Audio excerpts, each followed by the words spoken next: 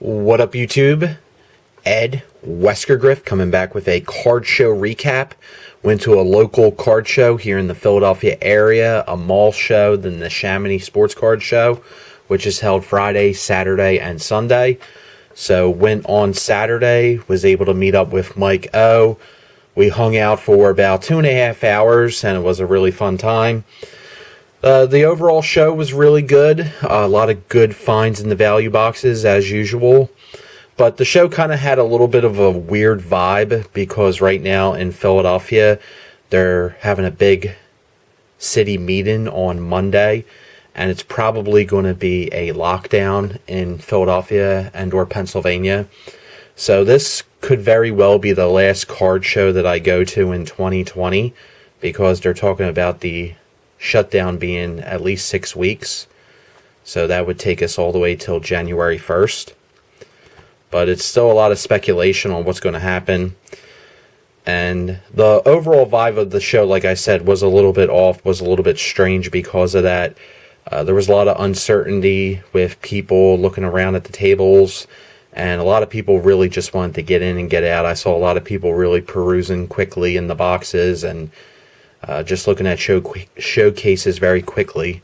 I did notice the dealers that I normally buy from, they were kind of slashing prices, which is good for a buyer. A lot of the dealers gave me some pretty steep discounts, so I did not pay sticker price for any of the cards, so that was kind of cool. But to the same extent, Philly show got canceled. It looks like the next couple mall shows in the area are going to get canceled, so kind of bittersweet that this is probably going to be my last card show of 2020, but that's kind of just the way things have been going in general in 2020. So tough year, as we all know, but I did pick up some really cool stuff. It was fun hanging out with Mike O, and yeah, got some cool stuff for the collection, so let's get into it. I only bought from 2 dealers that I normally always buy from, just hit up their value boxes and their showcases. So here's some of the cards I got. First one here, Nick Foles. This is the 2012 Topps Gold. This card looks really, really good. Might think about sending this in for grading. The edges and the corners are really sharp. There's no chipping that I kind of see on the card, and it's pretty well centered. So I think this is a strong candidate for a potential 10. So added that. Also pulled the trigger on this nice Jalen Hurts rated rookie. This is the red, which is the press proof. So pretty cool Jalen Hurts there. We have another Carson Wentz Donruss Optic. This was the only one in the Wentz box. This particular dealer had an entire box, like 4 whole rows of Carson Wentz rookies, inserts, and prisms. So kind of went to town on that box, picking up some Wentz. We got the pink prism. We got this cool unparalleled. I believe this is some type of insert. This is not the base version. Then we have the red, white, and blue from Prism. We have one of his rookies, which is numbered out of 79, so 45 out of 79. And then in the middle of the Carson Wentz box, for some reason, there was about 10 to 20 Bryce Harper cards, mostly from the last 2 years. So some Philly stuff, but also some rookie year Bryce Harper stuff. So that was kind of surprising. So I was able to scoop this up. I think if this was in the baseball box, it probably would have been long gone. But this is the 2012 Panini Prism rookie of Bryce Harper. And this one also looks pretty damn good as well. Pretty sharp corners. Edges look good, and the centering looks pretty decent. So I think I might send this one in for grading as well.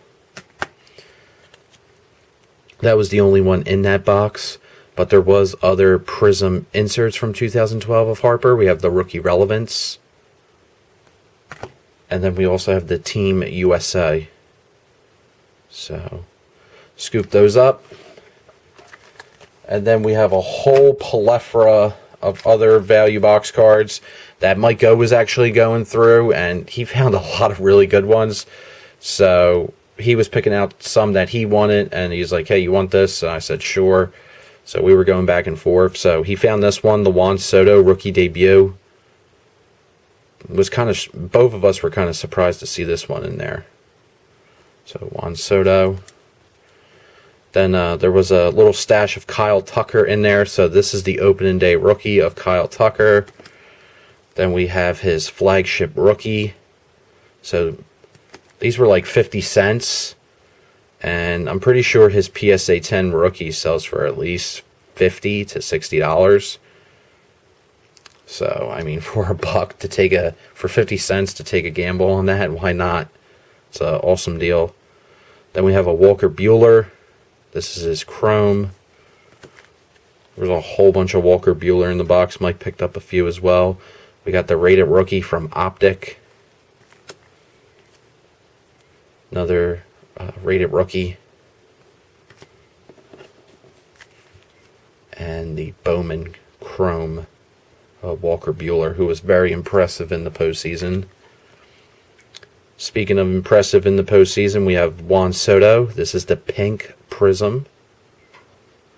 So less than $1 there. We have this cool red Allen Iverson from Prism. So nice AI. Then we have this Trevor Booker. This is from Donruss Optic. Autograph, sticker auto for the Sixers. I think this is from 2017. Not sure if I do have this, but for like $1.50, figure why not. If I have it already, no harm foul. It's only $1.50. Then I picked this up. This was in the showcase. I asked the dealer what his best price on this card would be. He had it marked for $60. He gave it to me for $45, which I think is a fantastic deal because last time I remember looking up this guy's autograph on eBay to pick up a certified, there wasn't any under 55. So pick this up. This is from Panini Contenders basketball. It's numbered out of 49. Nice on-card autograph of Joel the Process Embiid. So this is my second Embiid autograph, but happy to add another one into the collection. Embiid is my favorite Sixer, current Sixer. Like him a lot more than Ben Simmons. But another thing I really like about Embiid is his Twitter handle. I mean, he's fantastic on social media. Always a laugh to follow him. But cool signature there, cool card. Really love the design of the Contenders autographs, so can't go wrong there. So nice Joel Embiid. And then I bought this card. Mike had no idea, couldn't understand why I bought this card, and I kind of couldn't understand it myself either because I have trashed this guy in my last couple videos. But I know from opening a lot of 2018 Topps Chrome Update that refractors are very tough pulls, so I wanted to buy this for the collection. The sticker price was $20. I got it for $10.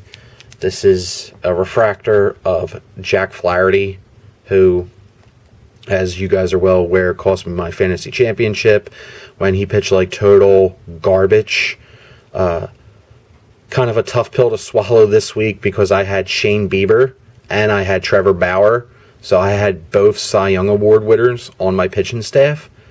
And my team was really, really good. I had a loaded team. I had Soto, Freeman, so you could just imagine how good that team was, and Jack Flaherty single-handedly cost me winning that championship by giving up 9 earned runs. So I'll never ever take Jack Flaherty again in fantasy sports, but this card's pretty damn good, pretty damn cool. Refractors are tough, so this is purely a speculation buy. This is not something I'm going to hold on to my collection. Hopefully Flaherty has a couple good starts next year and gets back to form, and then I'll probably let this card go. But yeah, that's kind of the reason I purchased this one. It was just kind of one of those things of too cheap to pass up, and I know how difficult it is to get those refractors, so figured why not add that into the collection. Next, all the other cards are from another dealer that I always buy from pretty frequently. One of my favorite dealers overall going to any type of card show. Just a fun guy to purchase cards off him. I call this guy Wheel Guy because he normally has a spinning wheel at his booth. But some really cool stuff. The first card that I purchased off of him This is a Rondell White on-card autograph. So this was $5. So figured I snagged that. Rondell White was mentioned in the Lawrence Arms. It was mentioned in a Lawrence Arms song off Apathy and Exhaustion. Lawrence Arms are a Chicago punk band. But Rondell White had a great career with the Chicago Cubs and also with the Expos. But a solid 90s player, and I figured I'd break the ice picking up this card. So bought this for $5. And then started making more and more purchases from that dealer. So bought this. He said, hey, since you bought the white, I asked how much this card was, and he said $5. He said he was asking 15, but he would give it to me for 5. So I got this nice Shane Bieber Chrome update from 2018. Just won the Cy Young Award. Still think this card is really, really underrated in the hobby, but happy to add another one into the collection. Then got this one, James Marvel. Me and Mike were having a good laugh about this card because Mike was telling me that a lot of breakers are complaining about this guy because he's pretty common he's a common autograph hit for a lot of boxing cases. So was able to snag this for $5. Just kind of a fun card to look back on. Then the two best cards, in my opinion, that I picked up at the show. I think this was definitely the best deal I got the entire show. Both of these cards together as a lot were $15. So the first one here is from 2019 Topps. This is the 150th anniversary insert of Mike Trout. So you can see the 150, I guess that's a stamp right there. So the 150th anniversaries, which was in 2019 Topps. So got this one. And it's in pretty good shape, so I might send that one in for grading. But this was the one I was really surprised on that was included for $15. This is the Pacific Power Mike Trout and Shohei Ohtani Celebrate Home Run. And it is the vintage stock. And the vintage stocks are numbered out of 99. And they're insanely tough pulls. This is from Update Series. So this is a very extremely difficult card to pull. I know from open all the update that I have over the years in 2017, 2018, 2019, and all the other previous years, rarely ever pull any vintage stocks card. I can't even remember the last one. I can't remember if I ever pulled one before. So very difficult cards to pull. And the fact that both of these, especially considering they're Trouts, were $15. I mean, I just thought that was a mega steal, so I'll probably send both of these off for grading. I'll be very happy if they come back 9s. But cool cards for the collection.